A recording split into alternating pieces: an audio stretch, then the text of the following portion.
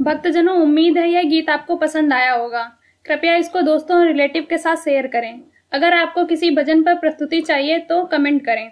हम आपके लिए इस चैनल पर उस भजन को प्रस्तुत करने का प्रयास करेंगे। अगर आपने हमारे YouTube चैनल को सब्सक्राइब नहीं किया है तो तुरंत सब्सक्राइब करें और बेल आइकन दबाना बिल्कुल ना भूलें। धन्यवाद।